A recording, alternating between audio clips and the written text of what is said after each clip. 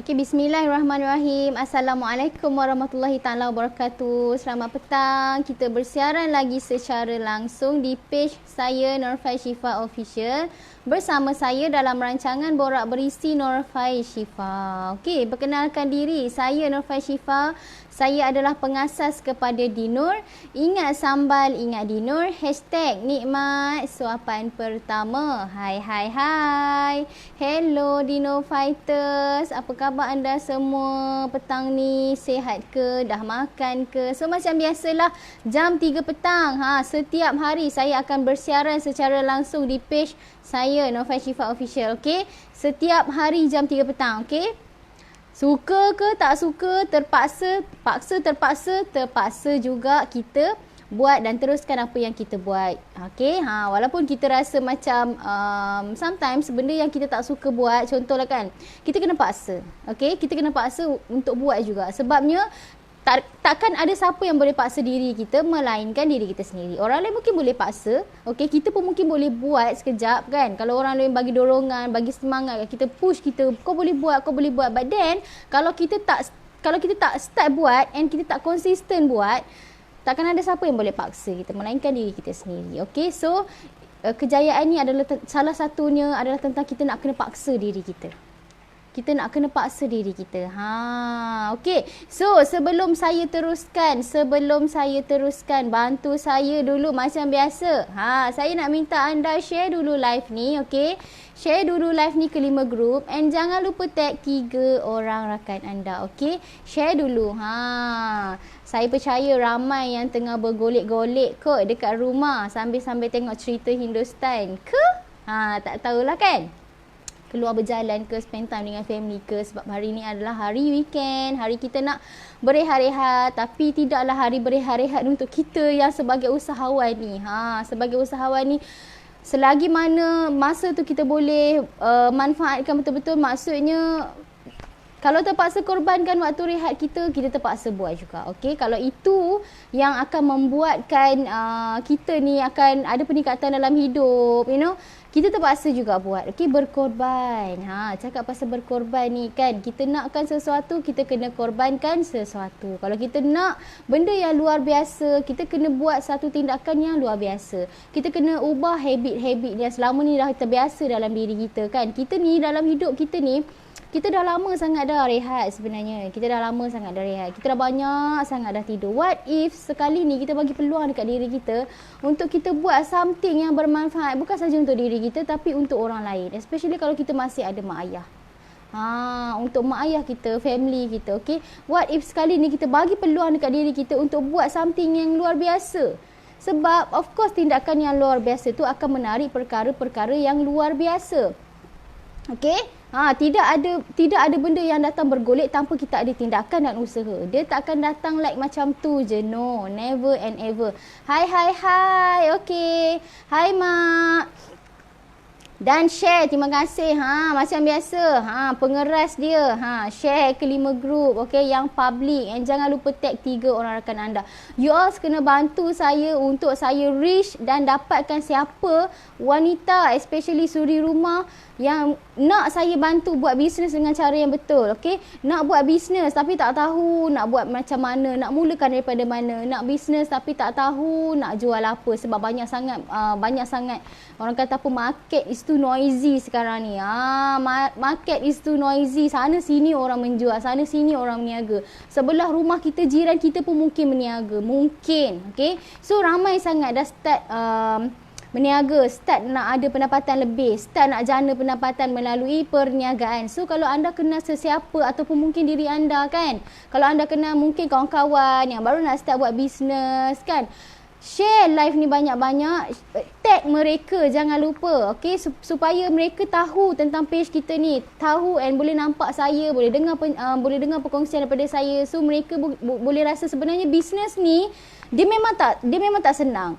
Bisnes memang tak senang, tapi dia akan menjadi lebih mudah sedikit kalau kita ada ilmu dan panduan. Which is itulah yang saya maksudkan dengan guidance. Siapa guru yang membimbing kita, siapa leader yang membimbing kita, okey? Itu akan menjadikan perkara tu agak lebih mudah sebenarnya. Berbanding kita berniaga, buat sendiri, hari-hari kita posting tapi kita tak tahu pun kenapa kita nak kena buat posting. Kita tak tahu pun bila kita kena posting. Kita tak tahu pun nak tujukan posting kita tu pada siapa. Sebab kita tak ada ilmu. Kita mempigi buta je. Kita tak nak cakap membabi buta. Kita cakap mempigi buta je. Buat tindakan, bagus kalau kita buat tindakan sebenarnya. Tapi kalau kita tak tahu tujuan kenapa kita buat, kalau kita tak tahu tujuan tindakan kita ni apa, apakah dia punya impact dia, pun tak jalan juga, no function. Kalau kita tak tahu kenapa kita nak kena posting, pukul berapa kita nak kena posting, okey? Tindakan tu perlu strategi juga sebenarnya. Tindakan apa setiap yang kita buat tu kita kena tahu kenapa and apa dia punya outcome dia, okey? Okey, kepakaran saya adalah membantu suri rumah yang sering rasa tertekan dan kesempitan untuk keluar daripada masalah kewangan dengan hanya menjual sambal sekaligus menjana pendapatan 1,000 ke 5,000 sebulan. InsyaAllah, mudah-mudahan inilah yang saya belajar. Okey, saya pun berguru. Alhamdulillah, ilmu yang saya ada ni, saya cakap terus terang, saya tak boleh buat seorang-seorang. Saya kena buat dengan tim, dengan anda sekalian. Yang mana betul-betul nak, betul-betul committed, betul-betul serius. Like kali ni, aku memang kena buat something. Kalau you ada dalam diri you macam ni tau, aku kena buat something. Aku tak boleh macam ni dah. Aku kena ubah. Aku tak nak dah hidup macam ni sampai bila-bila. Rasa macam penat. Penat nak hidup macam ni. Sampai bila? Sampai bila? Kalau sampai bila tu ada dalam fikiran kita, bermaksud, bermakna dekat situ, kita dah ada benda yang trigger kita sebenarnya. Ada benda yang membakar kita. Kenapa kita fikir sampai bila aku nak hidup macam ni? Okay? Sampai bila lah aku nak susah macam ni? Orang kalau kita susah, saya cakap terus terang kalau kita minta tolong dengan orang, orang nak tolong kita sekali, dua, tiga kali boleh lah. Tapi kalau setiap kali kita susah, kita nak pergi minta-minta dengan orang, tak sepatutnya tau. Tambah-tambah lagi kita dalam keadaan kita cukup sifat, kita ada tenaga, kita Allah bagi, masih bernafas, masih ada tenaga, masih lagi kudrat tu, masih lagi boleh membuatkan kudrat tu kita gunakan melalui apa?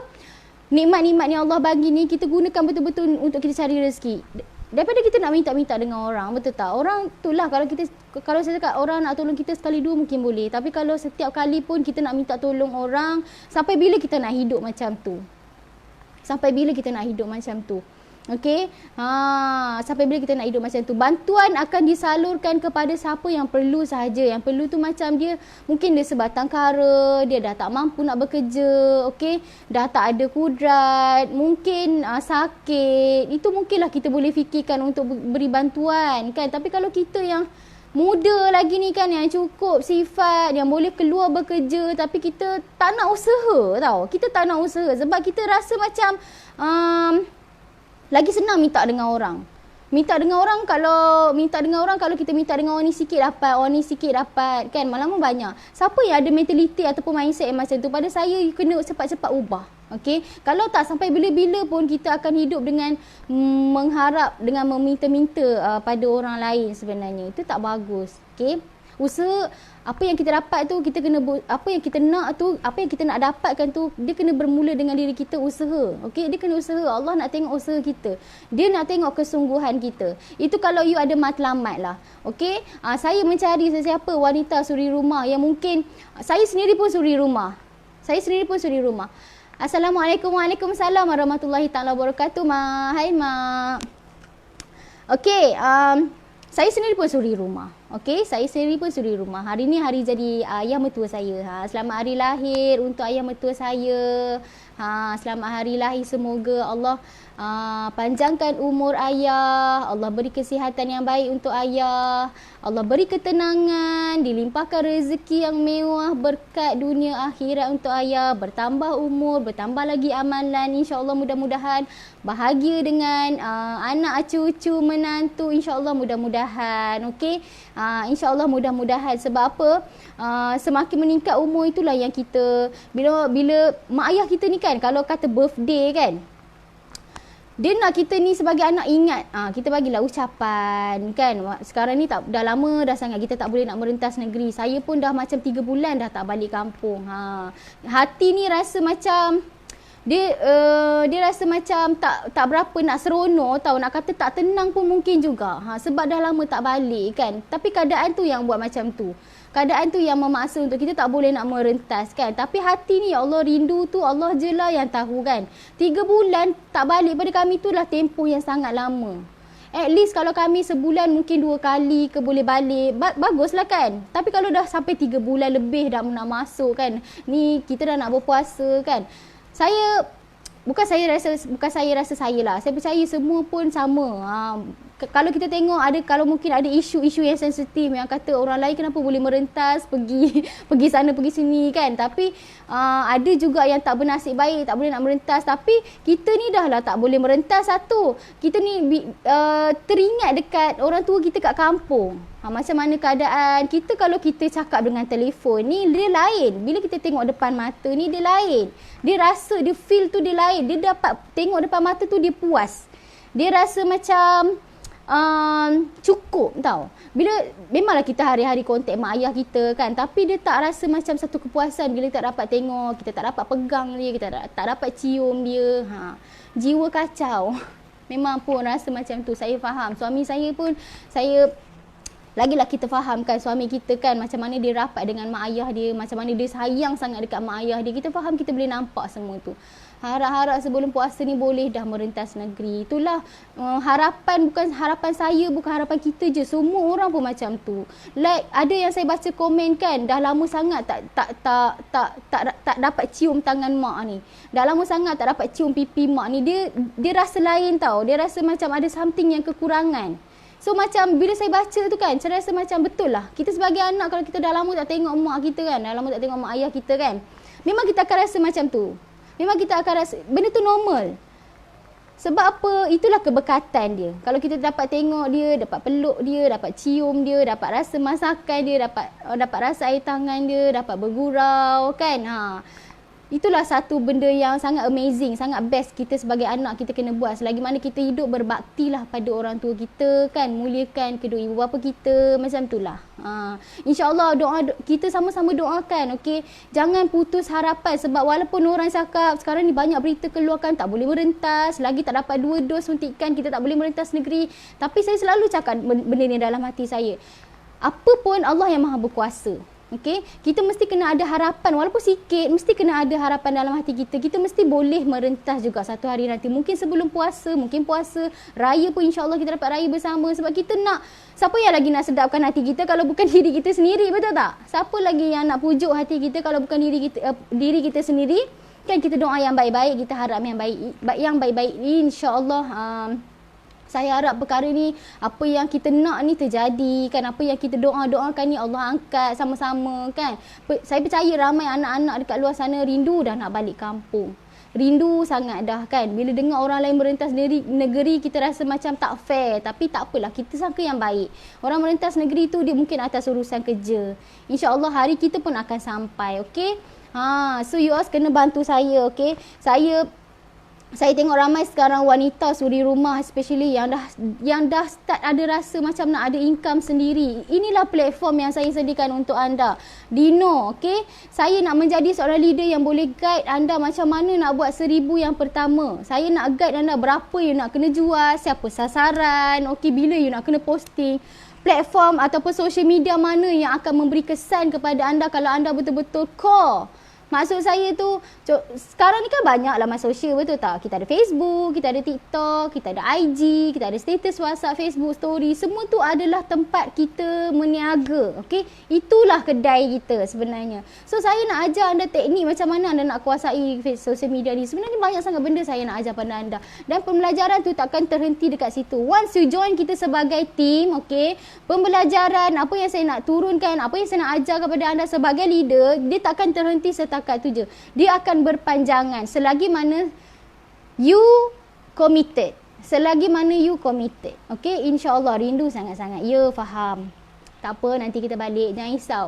Kita baliklah macam mana pun kita ikhtiar kita balik. Kalau kata tak boleh merentas nanti kita ikhtiarlah. Banyak-banyak doa. Allah yang Maha Berkuasa. Dia tahu niat kita. Dia tahu niat kita, insya-Allah dipermudahkan. Okey, dah jangan sedih-sedih. Nanti banjir kan.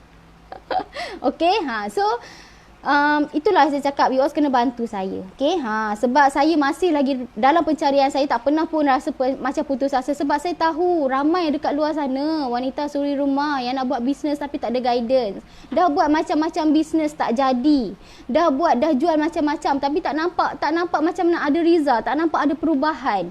Okey, percayalah, kalau you all tengok live saya ni, kalau you all nampak saya ni, kalau you all dengar perkongsian daripada saya ni, saya adalah leader yang betul-betul baru bangkit daripada kejatuhan. Bukan kata baru bangkit, saya sentiasa bangkit daripada kejatuhan. Saya jatuh je, saya apa masalah cabaran yang datang pun saya sentiasa ajar diri saya untuk jangan lama sangat down. Sebab saya pun sebenarnya susah nak down sebenarnya. Saya seorang yang sangat susah nak down, okey? Sebab saya selalu ajar diri saya, kalau saya down, katalah kita ambil masa untuk fikir masalah tu, contohlah dalam masa 2 jam. Sebenarnya 2 jam tu macam-macam saya boleh buat. Yang boleh bantu tingkatkan sales saya, yang boleh saya buat untuk saya train tim saya kan, daripada saya meratapi, mengenang nasib kan, lebih baiklah saya bangkit dan teruskan berjalan, berlari macam tu. Sometimes dalam track kita ni kita berjalan, sometimes kita lari-lari anak, sometimes kita lari laju, kita berjogging, macam tu lah dalam track lumba lari kita kan macam tu kan. Sometimes kita melenggang kangkung, tapi apa yang penting dalam perjalanan kita ni, dalam bisnes kita ni, dalam usaha kita nak capai apa yang kita nak capai ni, tak salah pun kalau kita slowkan langkah. Maksudnya kita penat berlari, which is dah macam-macam usaha kita buat, betul? Kita dah macam-macam benda dah kita, strategi, teknik yang macam-macam dah kita apply, okey? Itu tak masuk lagi tim kita buat perangai, itu tak masuk lagi tim kita keluar masuk on off, tu tak masuk lagi isu tu. Tapi point dia, kita dah berada dekat track kita. Kalau kata macam kita dah penat berlari, kita dah penat berjalan, tak salah pun untuk kita slowkan langkah kita. Tapi jangan berhenti. Maksud saya, jangan berhenti buat apa yang kita buat, okey? Selagi mana kita buat tu, dia satu je guru saya cakap, kalau apa yang kita buat tu, tindakan kita tu ada cabaran, bermakna dah betul dah. Kita memang dah betul-betul dekat on track tu dah. Bermakna kita memang dah track yang betul lah, maksudnya kita memang dah on track lah. Cuma kita je jangan ambil keputusan untuk step back ataupun keluar daripada track tu. Kita yang rugi, okey? Datang je cabaran, apa je ujian, itulah sebenarnya menandakan kita semakin dekat dengan end point dia, which is itulah kejayaan kita. Okey, kita berdoa ya, semoga penyakit ni berkurangan. InsyaAllah itulah yang selalu kita doakan sebenarnya. Hari-hari nak tengok angka tu menurun. Kan bila tengok report je, bila keluar je statistik je, kita nak tengok angka tu menurun. Bila menurun tu kita rasa macam ada harapan yang cerah. Tapi bila naik tu pun still juga kita rasa, kita doa yang baik-baik. Bagilah ya Allah, bagilah. Macam orang kata apa, bagilah peluang, bagilah perkara ni selesai dengan cepat kan. Kita still juga fikir benda yang baik-baik. Mudah-mudahan bolehlah nak rentas negeri.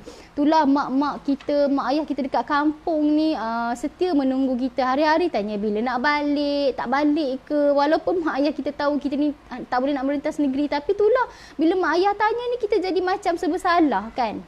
Kita jadi macam sebab je, rasa macam berat dada ni, rasa sebab mak kita tunggu kita balik kan. So, insyaAllah sama-sama kita doakan. Dah rindu sangat dah. Budak-budak ni pun nasyid sebut, dah lama tak balik rumah opah, dah lama tak jalan jauh. Kadang-kadang kan mak kan, kalau pergi mana kan, kalau pusing dekat sini kan, kalau ada masuk dalam satu kawasan macam, abang ingat tak mak yang kita lalu dekat Ulu Kinta tu, yang Tanjung Rambutan atas kan anak-anak ada cakap macam nak pergi rumah opah je. Dia macam lalu kawasan kampung sikit. Dengar-dengar tu saya rasa, ya Allah, bestnya kalau, sedih pula anak cakap macam tu. Kita rasa bestnya kalau sekarang ni kita betul-betul balik ke rumah opah dia. Macam tu kan. Tapi nak buat macam mana? Anak tu pun excited tengok suasana kampung. Dia kata macam nak balik rumah opah je ni. Diorang kan boleh. Diorang paling excited kalau balik rumah opah, sebab balik rumah opah ni dia jauh. Rumah mak mertua saya jauh kan, Melaka. So dia punya perjalanan jauh tu yang membuatkan diorang ni excited. Macam rumah Tok Mama dia sekejap je, dekat je. Dekat je. Okey, so jom kita teruskan. Padahal pergi pusing-pusing je. Itulah, padahal pergi pusing-pusing je kan. So, macam mana kita nak tajuk kita petang ni? Baru nak masuk tajuk guys. Tadi kita mukadimah je. Okey, 3 tips menyuburkan kasih sayang. Okey, saya pun tak tahulah macam mana saya boleh dapat tajuk ni. Diberi task tajuk ni, saya pun macam okey. Dia macam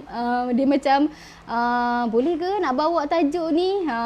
Dia macam ala-ala nak kena bagi tips rumah tangga tau. Aduh, hai, saya ni pun baru macam berapa tahun 9 tahun, nak masuk 9 tahun berkahwin. Berumah tangga barulah kata tak sampai pun macam 1 dekad ke 1 abad ke macam tu kan. Baru nak masuk 9 tahun macam tu. Tapi dah nak kena share tips menyuburkan kasih sayang ni. Boleh ke tidak? Boleh ke? Harap-harap boleh lah. Okay? Saya nak share berdasarkan pengalaman saya lah. Saya ada baca tips yang diberikan tu. Saya ada baca and saya combine sekali dengan pengalaman saya. Okay? 3 tips menyuburkan kasih sayang antara of course lah kalau saya ni kita dah berkahwin, kita dah berumah tangga, of course lah antara suami dan isteri. Siapa dekat luar sana yang dah mendirikan rumah tangga, saya doakan semoga berpanjangan jodohnya sampai syurga. Kita yang penting apa dalam rumah tangga ni, yang pertama apa tahu, komunikasi. Komunikasi sangat penting. Okey. 9 tahun perkahwinan, usia perkahwinan ni mengajar saya banyak benda tentang betapa pentingnya komunikasi antara suami dengan isteri. Okey, dia tak boleh ada simpan-simpan dalam hati. Kalau tak suka, cakap je, direct, straight to the point. Biar kena batang hidung pun tak apa, kena masa tu is okay. Daripada kita simpan dia jadi macam sekam tau. Dia jadi macam sekam, jadi macam tak best. Bila kita satu point kita simpan and then nanti jadi lagi isu kan, dia simpan lagi. Benda tu jadi macam beban dalam hati kita. Kesian dekat hati kita, kesian dekat diri kita. Betul-betul kesian kan. Siapa nak kesian dengan diri kita? Kita lah kena kesian dengan diri kita. Okey, komunikasi sangat penting. Macam saya dengan suami saya kan, dulu masa awal-awal perkahwinan, serius saya cakap, secara jujurnya, saya memang kuat merajuk. Daripada bercinta sampai awal kahwin memang sikit merajuk. Dialah orang paling sabar nak macam suami saya, kalau saya maju dia pujuk. Dia lah yang paling sabar nak pujuk. Tapi saya ni sebenarnya saya tak suka dipujuk. Saya ni suka bila saya ada apa-apa, saya suka macam biarlah saya reda sendiri. Macam tu. Kan setengah perempuan kan suka laki suami datang belai, pegang-pegang kan. Macam saya ni kurang sikit. Macam saya ni, saya suka macam biarlah saya rawat dulu kan, biarlah saya ambil masa untuk diri saya, fikir dulu macam tu. Itulah yang saya cakap, komunikasi ni sangat penting. Kita kena tahu apa pasangan kita suka, apa pasangan kita tak suka. Kalau kita suka macam ni, kalau kita tak suka macam ni, kita kena bagi tahu direct, supaya sebab lagi satu, orang lelaki ni dia tak suka, dia tak pandai kita ni berkias-kias. Kita ni orang perempuan lain cara fikir kita. Kita suka menyampaikan dalam bentuk kias-kias. Dia senang cerita, tak payah kias-kias dengan suami. Sebab apa? Suami ni dia bukan faham. Kalau kita berkias-kias kan, kalau kita tak cakap straight to the point, kalau kita tak cakap terus terang, and then nanti dia faham lain, jadi lagi isu, betul tak? So that's why penting untuk kita cakap terus terang je. Walaupun kenyataan tu sangat pahit untuk ditelan. Macam tu kan, macam susah je nak terima, macam susah je nak hadam dia cakap macam ni. But then kita akan faham tau, kita akan tahu sebenarnya apa yang dia suka, apa yang dia tak suka sebenarnya.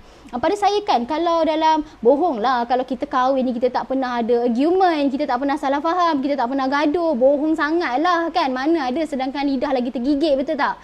Yang lidah yang dekat dengan apa, lidah yang dekat dengan gigi ni pun tergigit, sedangkan lidah lagi tergigit, apatah lagi kita ni suami isteri yang dekat ni pun. Faham tak? So maksud dia dekat sini, maksud saya, kalau kita suami isteri ni bukan tak bagus bergaduh. Sebenarnya ada bagus juga kalau kita selisih faham, tapi janganlah kerap. Okey? Janganlah kerap dengan isu-isu yang tak perlu kita selisih faham, yang tak perlu jadi isu tu, tak perlulah kan. Kita kena pandai bezalah mana yang boleh jadi isu, mana yang tak boleh jadi isu kan. Kalau benda tu kita boleh macam let go je lah. Kalau macam benda tu macam aku nak kena settle, macam benda ni nak kena bincang juga, nak kena cakap juga, it's okay, tak apa. Ada benda yang kita kena let go tu, kita cakap. Lepas kita like macam, alah tak apalah, lebih kurang minta halal, macam tu lebih kurang kan. It's okay. Tapi kalau ada isu yang perlu kita bincang, yang boleh menjadikan itu sebagai satu isu, tak apa, it's okay. Pada saya kan, lagi ada argument antara kita dengan suami, antara kita dengan pasangan kita. Di situ kita akan masing-masing, kita suami dengan isteri tu kita macam makin faham tau. Kita macam, oh kita faham sebenarnya macam ni sebenarnya tak boleh. Dia kena macam ni. Okay, kita faham bila kita ada argument. That's why orang cakap kalau tak gaduh pun tak seronok. Tak adalah asam garam dalam rumah tangga tu kan. Bila gaduh ni, tengok muka pun tak nak kan. Tengok muka pun tak nak. Tapi bila dah baik tu, tengok muka pun tak lepas kan. Macam itulah, itu yang best tu suami isteri kalau dia saling ada komunikasi. Yang penting jangan simpan je. Yang penting sebab tu sepanjang usia perkahwinan kami ni kan, tambah-tambah lagi sekarang ni kami suami isteri adalah buat bisnes. Sama-sama full time buat bisnes. Lagilah perlu persefahaman tu kuat tau. Kalau macam kita tak ada komunikasi kan, macam kita komunikasi tak ada bila kita nak buat bisnes ni, lagi susah. Unless kalau macam pasangan tu makan gaji, kita tak tahulah kan macam mana. Tapi pada saya kalau dia makan gaji, perlu juga ada komunikasi. Itu sangat penting dalam rumah tangga. Tapi kalau bercakap pada situasi saya, kita ni sama-sama buat bisnes. Kalau saya tak communicate kan, kita tak jelas. Saya tak jelas apa yang dia nak, dia pun tak jelas apa yang saya nak. So macam mana kita nak sama-sama menang? Okay, macam mana kita nak sama-sama menang? Of course kita nak menang, betul tak?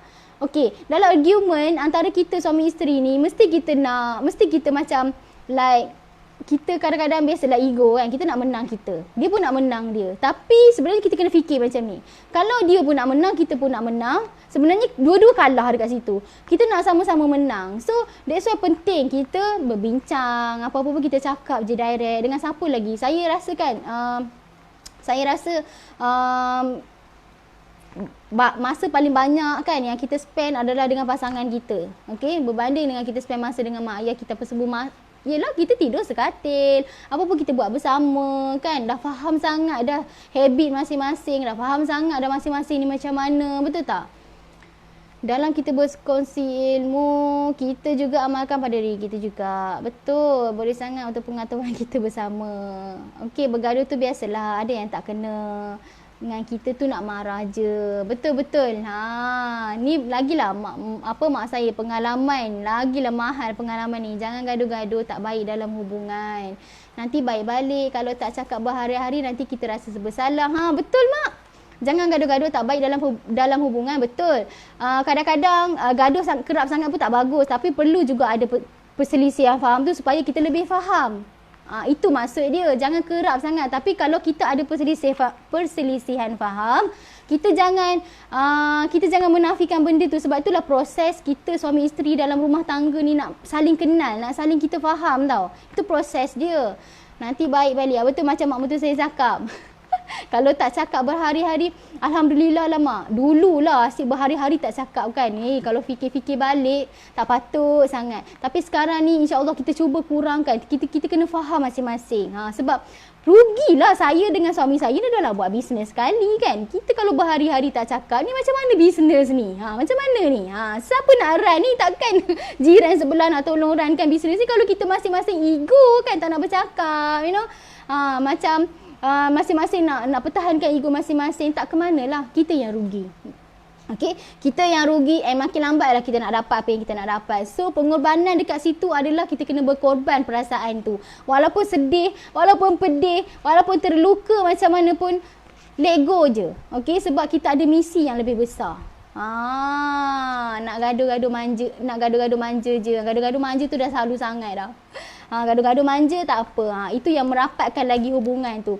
Okey, so komunikasi sangat penting. Yang kedua tu tolak ansur, kerjasama. Dia macam dalam bisnes jugalah. Okey, apa yang saya nak cakap ni, point yang komunikasi tadi, tolak ansur, yang kedua ni ada tolak ansur and kerjasama. Itu semua kita boleh relatekan dalam kita punya perniagaan bisnes juga sebenarnya. Which is kalau you adalah buat bisnes ataupun you dengan suami you ataupun dengan partner you, wife you adalah buat bisnes, benda-benda ni sebenarnya karakter yang kita ada dalam rumah tangga kita ni, kita boleh bawa kepada bisnes kita. Which is itu yang akan membina bisnes kita juga. Membantu sebenarnya. Kalau macam kita tak ada komunikasi, kita tak ada tolak ansur, tak ada kerjasama, macam mana? Bisnes sangat penting kerjasama tau. Okey, kalau daripada perhubungan tu suami isteri tu kita tak boleh nak pupuk kerjasama kan? Macam mana kita nak pupuk kerjasama antara kita dengan tim kita nanti, dengan staff kita lagi kan? Yang mungkin nanti kita ada kilang, kita ada wisma. Ramai, betul tak staff kita, tim kita. So macam mana kita nak pupuk kerjasama tu? Kalau dekat dalam rumah tangga sendiri pun kita tak boleh nak buat benda tu. Okey, macam kerjasama ni saya cakap sangat penting. Kalau kita ada anak-anak kan, macam saya anak 2 orang, alhamdulillah baru 2 orang. 2 orang kan. Macam dulu masa anak-anak saya kecil-kecil kan. Saya dengan suami saya macam ni. Kalau macam saya handle abang, suami saya akan handle adik. Kalau saya handle adik, suami saya akan handle yang abang dia. Sesama-sama, nampak tak pembahagian tugas. Sebab tu alhamdulillah nasib baiklah, orang kata apa, nasib baiklah saya ni dianugerahkan oleh suami yang ringan tulang, yang tak kisah, yang like apa je dia boleh adapt tau. Apa je perkara dia boleh buat dengan semudah tu. Tu rezeki saya. Syukur alhamdulillah. Suruh basuh berak anak pun tak apa. Setengah orang nak basuh berak anak pun geli. Saya pun tak faham kenapa. Setengah ayah ni nak basuh berak anak pun nak berkira-kira kan. Kau lah basuh. Kau lah basuh. Lala bergaduh lagi bini. Nak basuh berak anak pun bergaduh. Alhamdulillah lah saya ni, suami saya jenis dia tak kisah. Anak siapa, anak sendiri yang kita nak geli-geli basuh berak anak tu. Kita niat macam ni je lah. Kadang-kadang kawan saya pun ada juga cakap kan, suami macam nak basuh berak anak pun, alah, susah lah nak suruh basuh berak anak pun. Kita ni nak buat kerja kita faham isteri kadang-kadang ada masa tu dia tengah buat kerja dia tak boleh nak pergi basuh berak anak. So perlukan bantuan daripada suami. Tapi suami ni tak boleh, anak ni punggung dah gatal dah. Kan kesian kan anak tu merah buntut Lepas tu saya nak cakap apa tau, cuba kita tukar mindset kita macam ni. Kita basuh je lah punggung anak kita tu, tai anak kita, bukan anak orang lain kan. Kita niat je lah kita basuh berak anak kita tu sambil-sambil niat besok ni kalau kita dah tua ke, sakit ke, tak larat ke, tak boleh bangun ke, anak tu lah yang nak bersihkan juga. Anak tu lah yang nak sudi, nak sibukkan macam mana kita sudi nak sibukkan basuh berak anak macam tu masa kecil-kecil kan. Kita niat macam tu dah lah. Kenapa kita asyik nak fikir geli kan, aduh sampai bila kan. That's why penting kerjasama. Sama-sama buat anak, sama-sama lah jaga anak. Jangan semua lepaskan dekat isteri. Jangan semua isteri yang nak kena handle. Lepas tu isteri tu jadi macam royan ke, isteri tu jadi karakter dia jadi bertukar, jadi kasar ke, jadi pemarah ke. Kita dah cakap dia berubah. Dia bukan berubah. Dia jadi macam tu sebab tak ada kerjasama, tak ada bantuan daripada suami sebenarnya. Itu yang membuatkan dia jadi agresif. Isteri ni kalau kita lembut, dia lagi lembut. Kalau isteri ni perempuan kan dijadikan daripada tulang rusuk lelaki, betul tak? Kalau kita lelaki, suami kita keras, isteri ni, perempuan ni dia jadi lagi keras. Okey, so kita kena berlembut, kena banyak tolong ansur. Pada saya suami lah kena banyak tolong ansur. Suami kena banyak tolong ansur lelaki. Sebab lelaki ni dia ada tujuh akal. Perempuan ni kalau nak bezakan, dia nafsu dia lebih. So of course lelaki kena pandai mainkan peranan dia. Okey, kena banyak tolong ansur kerjasama tu. Macam saya, kalau saya nak keluarkan masa anak saya kecil-kecil, sekarang ni dia orang dah besar-besar sikit. Dia orang dah pandai dah buat semua sendiri, mandi sendiri, pakai baju sendiri, dah pandai dah. Masa dulu kecil-kecil dululah, macam saya nak keluar ke, kalau macam kita nak keluar pergi mana, nak pergi makan ke, macam saya siap, suami saya siapkan anak-anak. Macam tu lah, dia kena ada pembahagian tugas tu. Dia tak boleh lepaskan semua pada seorang tu je. Tak boleh. Sebab bila kita bekerjasama, bila kita sama-sama buat, benda tu dia jadi teratur. Dia jadi macam smooth je. Dia jadi macam yelah kalau ajak bini keluar, ajak isteri keluar, tapi anak-anak isteri juga nak siapkan. Isteri siapa nak siapkan? Diri sendiri lagi nak siapkan, betul tak? Kan kalau keluar selekeh-selekeh kan. So nak juga bersiap. Anak-anak tu suami ni tak orang lelaki ni dia tak perlu nak bersiap sangat pun. So apa kata dia tolong siapkan anak-anak kan. So masa tu jadi lebih mudah. Masa tu jimat masa. Kita pun tak penat, suami pun tak, isteri pun tak stres. Sangat penting tau. Sangat penting. Sebab tu kalau nak anak ramai, fikir dulu. Boleh handle tak boleh handle. Kalau boleh handle, okay, on. Okay, yang ketiga adalah 9 salah. 9 akal, 1 nafsu. Betul ke? Lupa dah. 9 akal, 1 nafsu, betul orang lelaki, okay. So yang ketiga ni hormat. Hormat sesama. Okey, hormatlah sesama kita, suami dan isteri. Isteri hormat suami, suami pun kena hormat isteri. Okey, kalau apa yang isteri tak suka janganlah buat. Kalau apa yang suami tak suka janganlah buat. Hormat ni pada saya, respect ni sangat penting tau. Respect ni sangat penting. Kalau kita nak orang hormat kita, kita kena hormat orang dulu. Okey, kalau kita nak macam benda tu jadi dekat kita, kita kena buat dulu pada orang lain. Okey, kita kena hormat perasaan dia, kita kena hormat apa yang dia suka. Maksud dia, sebab hormat ni adalah satu perkataan yang bila kita buat, makna dia sangat deep tau. Dia memberi impact kepada, tambah-tambah lagi kita isteri kan. Saya bukanlah cakap saya baik, saya pun tak baik, saya pun banyak kekurangan, saya pun masih banyak lagi kena perbaiki, masih banyak lagi kena belajar. But then, bila saya sampaikan poin-poin ni, dia mengingatkan saya juga. Okay? Betapa pentingnya kita ni, kalau kita salah, kita mintalah maaf. Okay? Tak rugi pun kalau kita minta maaf. Okay? Sebab apa? Bila kita minta maaf tu, dia buatkan kita ni rasa macam ada ketenangan tau. Bila kita minta maaf, of course kita salah, kita kena minta maaf, betul tak? Tapi tak rugi pun kalau kita ringan mulut kita ni dengan minta maaf. Sorry, minta maaf tadi. Just cakap je. And lagi satu penting kalau untuk kita cakap terima kasih. Kadang-kadang penghargaan, sekecil-kecil penghargaan dari kita nak cakap terima kasih, kadang-kadang kita rasa berat. But then sebenarnya kita kena cakap terima kasih dekat pasangan kita, sebab pasangan kita banyak sangat membantu kita sebenarnya dalam urusan hari-hari. Macam saya pun sebenarnya terlalu banyak sangat suami saya memudahkan urusan saya sebenarnya. Tak ada dia, saya cakap terus terang, kelang kabut lah hidup saya. Tak teratur lah. Alhamdulillah. Sebab tu kita kena cakap terima kasih. Kita kena menghargai dia. At least bila kita cakap terima kasih, dia pun rasa yang kita ni nampak effort dia. Kita ni menghargai. Siapa nak menghargai suami kalau bukan isteri? Okey. Okey, gaduh-gaduh tu biasalah. Tapi janganlah berpanjangan, janganlah melarat-larat. Apa-apa pun kita boleh bincang, kita bincang. Okey. Macam saya dengan suami saya, macam kita tak nak gaduh dengan isu-isu yang remeh, benda-benda kecil tu kita macam let go je lah. Okay, kalau kata anda terjadi isu-isu yang besar tu, sebenarnya penting, that's why penting tadi komunikasi tu penting. Kita kena cakap, apa pun kita jangan simpan, cakap je. It's okay, kalau benda tu melukakan pun cakap je. At least kita nak, siapa lagi nak cakap dengan pasangan kita, takkan kita nak harapkan orang lain. Kitalah sebagai partner tu, kitalah sebagai orang yang hidup bersama dengan dia kan, siang malam, pagi petang kan, 24 jam kita bersama dengan dia, kitalah. Okey, kitalah. Alright, so itulah saja saya rasa poin daripada saya yang tak seberapa pun usia perkahwinan, baru masuk 9 tahun. But then sebenarnya proses 9 tahun tu bukan mudah. Kita pun sebenarnya suami isteri dah banyak lalu fasa-fasa yang like macam fasa-fasa yang di mana fasa-fasa yang genting tau, yang macam kita kadang-kadang kita berada pada kita sama-sama susah, kita sama-sama senang, macam tu.